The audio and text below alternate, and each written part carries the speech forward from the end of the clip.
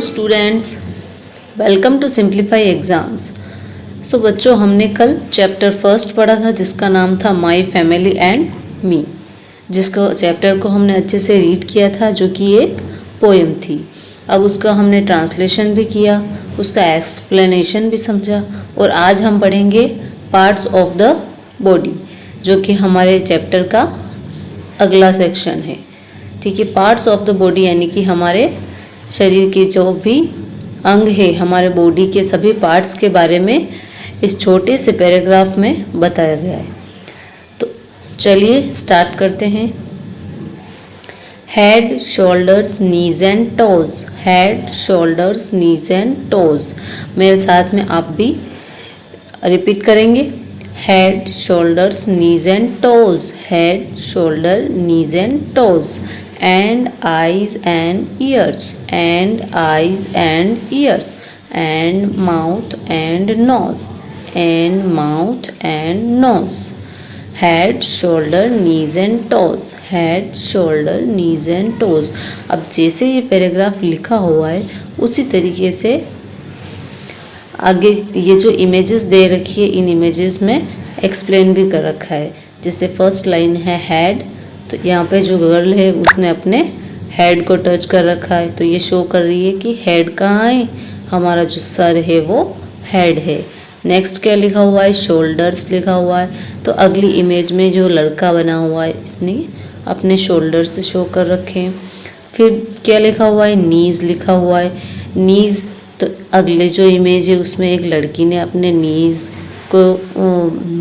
को शो करके बता रखा है कि ये जो हमारे शरीर के जो घुटने होते हैं उनको अपन नीज बोलते हैं। नेक्स्ट क्या बता रहा है, टोज, तो यहाँ पर ये जो बॉय बना हुआ है ये अपने टोज यानी पैर के अंगूठे को टच कर रहा है। अगले लाइन में क्या है, आईज एंड ईयर्स, तो ये गर्ल जो है क्या शो कर रही है, आईज। ये बॉय जो है क्या शो कर रहा है, years.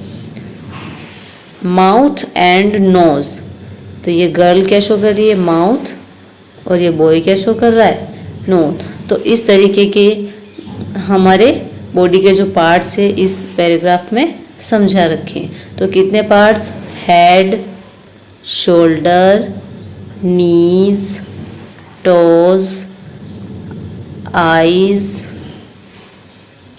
Years, mouth and nose. तो टोटल कितने पार्ट्स हो गए, 8 पार्ट्स को इस पैराग्राफ में बता रखा है। अब हम इसका हिंदी ट्रांसलेशन देख लेते हैं। हेड का मतलब क्या होता है, सिर। शोल्डर का मतलब क्या होता है, कंधे। नीज का मतलब घुटने। टोज का मतलब पैर के अंगूठे। आईज का मतलब आँखें। ईयर्स का मतलब कान। माउथ का मतलब मुंह। नोज का मतलब नाक। तो समझ गए आप अच्छे से।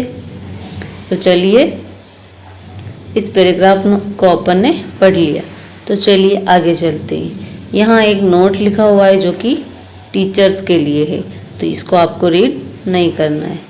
तो चैप्टर के अगले पार्ट में क्या दे रखा है, लेट अस स्पीक, यानी कि चलो बोलते हैं।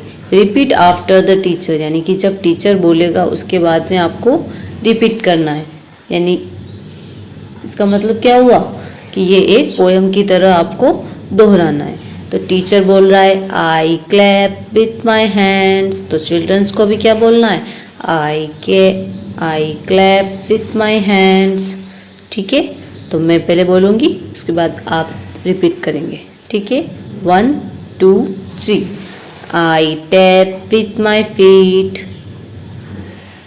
बोला सबने, ठीक है। I tap with my feet, I look with my eyes, I look with my eyes, I walk with my legs, I walk with my legs। चलो ये यहीं तक था। तो अब हम इसको अच्छे से एक्सप्लेन करके समझ लेते हैं। ठीक है, आई क्लैप विथ माई हैंड्स का मतलब क्या हुआ, मैं अपने जो हाथ हैं उनसे क्लैप करती हूँ यानी ताली बजाती हूँ। आई टैप विथ माई फीट यानी कि मैं जो अपने जो पैर हैं उनसे मैं टैप करती हूँ यानी कि थप थप करती हूँ। I look with my eyes मैं अपनी आँखों से देखती हूँ। I walk with my legs मैं अपने पैरों से चलती हूँ। तो इसमें कितने मीनिंग्स हो गए?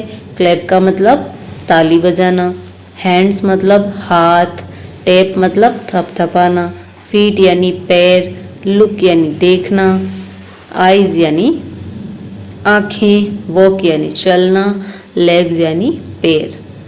ठीक है, तो चलिए आज के लिए इतना ही। नेक्स्ट जो पार्ट है इसका हम कल पढ़ेंगे।